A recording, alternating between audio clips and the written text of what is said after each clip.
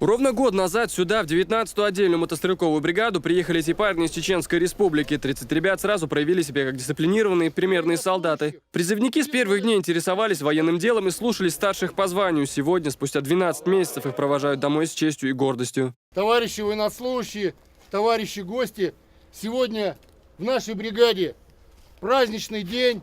Военнослужащие Чеченской Республики, выслужившие установленные сроки, увольняются в запас.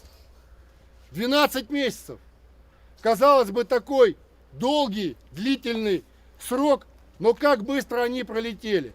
Вот сегодня, вспоминая тот декабрьский день 2014 года, когда вы пришли служить 19-ю мотострелковую бригаду, каждый из вас думал, как же это долго? 12 месяцев. Как же это муторно, как же это преодолеть, но каждый из вас с честью справился с поставленной задачей. С сегодняшнего дня парни уходят в запас, они получают единовременное пособие в размере 2 окладов по воинской должности и направление на учебу для внеконкурсного поступления. Чтобы пожелать солдатам удачи на будущее, к ним по поручению министра Чеченской Республики по национальной политике, внешним связи, печати и информации Джамбулата Умарова приехала делегация во главе с куратором молодежного движения Ахмат Исой Хаджимурадовым, представителем главы Чечни в Республике Северная Осетия Алания Русланом Дашукаевым.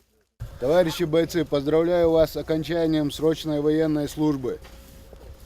Нам в Чеченской Республике очень приятно, что вы достойно провели это время в российской армии, что показали самые лучшие качества чеченского народа. Слушать от ваших командиров о том, как вы достойно несли службу, нам очень приятно, и мы этим гордимся.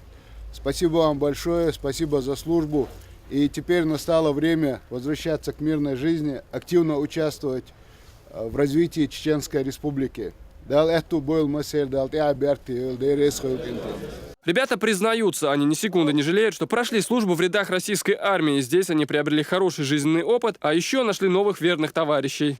Конечно, трудно было, когда приехали, отлично справлялись со всеми задачами.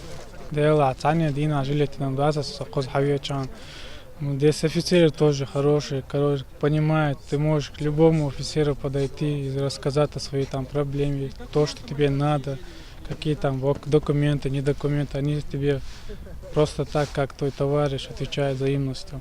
Прямиком из части ребят на микроавтобусах, предоставленных Министерством транспорта Чеченской Республики, забирают домой. В родном городе на центральной площади рядом с мечетью сердца Чечни их ждали родные и близкие, которые с трудом сдерживают эмоции, встречая своих мужчин.